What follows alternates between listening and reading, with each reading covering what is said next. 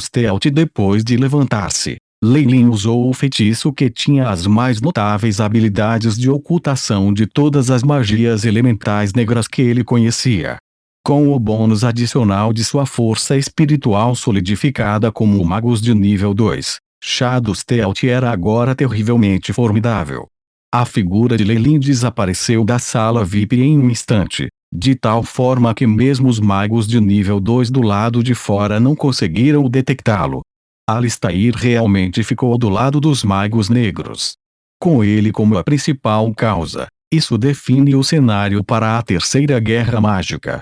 Lei Lin não se abalou com isso, seu corpo parecia uma miragem enquanto se apressava.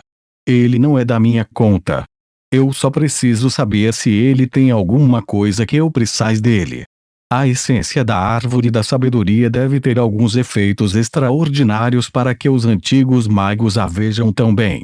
Embora Lei Lin possuísse uma técnica de meditação de alto grau, ele não se importaria de ter alguma garantia extra para quando quisesse romper estrondo. Alistair saltou, suas poderosas pernas traseiras deixando para trás 2 poços profundos no chão. Com muito impulso, ele pulou ferozmente do buraco e começou a correr descontroladamente no campo. Ele está ali seguindo de perto. Atrás dele estava aquele grupo de magos de nível 2 da pequena aliança Magi. Ao ver a situação, o líder imediatamente acenou com a manga Weng Weng. Uma salva concentrada de inúmeros insetos foi produzida em suas mangas e, imediatamente depois, uma enorme nuvem cinzenta flutuou para fora das mangas largas de suas vestes. Após uma inspeção mais detalhada, essa nuvem era na verdade composta de muitos insetos densamente compactados. Esses insetos tinham 2 olhos compostos e suas mandíbulas eram ferozes e afiadas. Um par de asas translúcidas agitava-se em alta frequência, produzindo ondas de um som que perfurava as orelhas, o que faria com que alguém se sentisse inquieto. Vá, esta luz Magus apontou para Alistair. Os insetos tocaram de um jeito que sacudiu o céu, formando a imagem de um rosto humano sem olhos, e perseguiu Alistair, que ainda estava em sua forma de lobisomem. O enorme rosto humano riscou o céu, parecendo uma nuvem negra de gás no ar. Rapidamente alcançou o lobisomem que estava fugindo, abriu a boca e rugiu para ele. O lobisomem encarou os céus e uivou, reunindo 2 grandes massas de partículas de energia elementares do vento que se transformavam em lâminas de vento, uma horizontal e outra vertical. Ele se transformou em uma enorme forma de cruz, e cortou em direção ao rosto humano no ar. A lâmina do vento tremeu um pouco quando passou pelo rosto. Naquele momento, os insetos se espalharam e se reagruparam, completamente ilesos pelo ataque. Xixi, junto com os gritos dos inúmeros insetos, uma grande inundação cinza foi cuspida do rosto humano, que envolveu o lobisomem dentro dele. Após uma inspeção mais minuciosa, dentro do dilúvio havia vários vermes que eram ainda menores que a maioria dos insetos, suas bocas afiadas brilhando com a luz xixi. Os vermes cinzentos envolveram o lobisomem em um instante, e os sons horríveis de algo sendo roído foram ouvidos. Uou! De dentro dos vermes cinzentos, os uivos miseráveis do lobisomem podiam ser ouvidos. Bem, agora que ele foi pego pelos insetos da morte, ele não pode correr. A luz Magus que manipulou os vermes sorriu. Vá, pegue-o. Roube o tesouro e a essência da árvore da sabedoria. Como esperado do manipulador do besouro da morte, Jajone. Os 2 magos que o seguiam exclamaram em admiração e se apressaram em direção ao alvo. Neste momento, uma bela melodia de um gravador viajou de uma certa distância. As ondas sonoras sem forma varreram a área e enxames de insetos cinzentos caiu um após o outro. A superfície da terra se abriu, e 2 magos de nível 2 vestindo as vestes do escuro Magi correram para fora, acompanhados por 2 enormes bolas de fogo brancas atingindo o rosto humano no ar. O rosto humano emitiu um som parecido com os gritos de uma mulher, e o rosto começou a se distorcer. Em apenas alguns segundos, o rosto estava envolto em chamas brancas, e grandes grupos de Deathbugs caíram.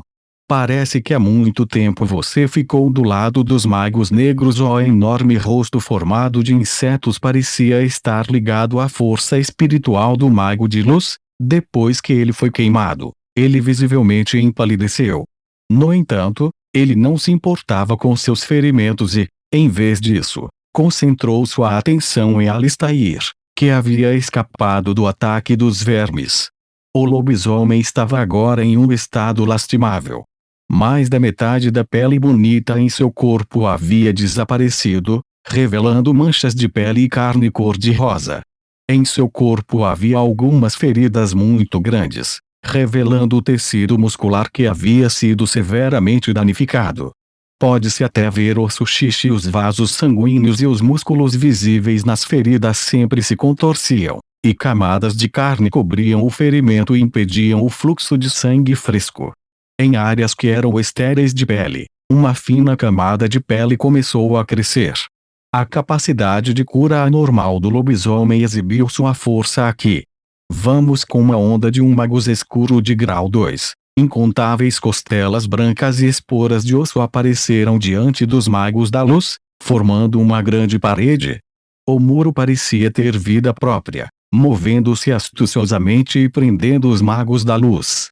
Então, com Alistair a reboque, os dois magos morenos partiram bang. Bang de dentro da gaiola de ossos brancos. Ouviram-se os baques surdos das pessoas entrando na gaiola. Um após o outro, formas semelhantes a hemisférios apareceram ao redor da gaiola, e em torno dessas formas havia até algumas rachaduras minúsculas.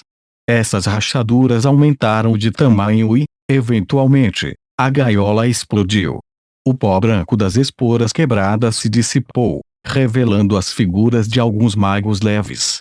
Ainda existem reforços magos sombrios. A situação está ficando mais problemática. Enviou sinal. O magus, que era o líder da luz magia, rugiu. Um mago balançou a cabeça e deslizou para cima, e uma estrela cadente com cores vermelhas e verdes alternadas percorreu o céu. Minutos depois, 13 magos em vestes negras com coroas de ferro chegaram ao local. Alistair já se aliou aos magos negros.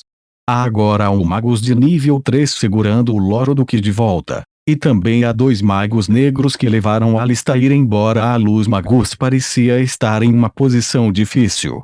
É a mesma situação em que estamos. Não se preocupe. Pulverizamos grandes quantidades do pólen da flor 9 rosca na área do leilão. Enquanto ele estiver lá, ele definitivamente será incapaz de escapar da perseguição das abelhas remendadas. Um mago cuja coroa era muito maior do que todo mundo respondeu.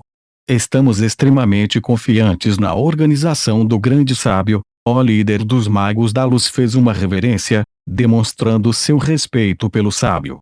Esses 13 magos eram na verdade sábios da coroa de ferro e eram existências absolutas em termos de poder. Sua postura neutra também fez com que o leve líder de magos tivesse que acabar com sua atitude arrogante. Agora que os magos negros também estão envolvidos, talvez não possamos lhe fornecer mais ajuda. Você sabe que a razão pela qual fomos capazes de manter nossa reputação como existências imponentes é a nossa postura neutra. O grande sábio continuou. Grande sábio, ó líder da luz magia, caiu e ficou gelado. Nós assinamos um contrato declarando que você perseguiria Alistair. O que você quer dizer com essas palavras, grande sábio? Mas, e quanto ao magos negros? O grande sábio parecia estar em uma posição difícil. Enquanto isso, o líder dos magos da luz tinha um olhar vil em seu rosto. Apenas ataque. Vamos assumir a pressão dos magos negros. As condições do contrato que concordamos podem ser alteradas, e eu posso até concordar com alguns assuntos. O líder ficou em silêncio por um momento e depois optou por fazer um compromisso. Além disso, eles não tinham muito tempo. Depois de ouvir isso, o grande sábio da coroa de ferro sorriu, parecendo como se um peso tivesse sido tirado de seus ombros. Ele produziu uma garrafa de vidro transparente de dentro de suas vestes, uma criatura com numerosos olhos compostos no centro dentro da garrafa. Essa criatura parecia uma abelha com a imagem de um olho roxo nas asas amarelas e descansava em silêncio dentro da garrafa de vidro. Traços de inteligência e perspicácia brilhavam através de seus olhos. O grande sábio abriu o gargalo da garrafa e, depois de voar em círculos algumas vezes, a pequena criatura, a Patshibe, começou a voar em certa direção.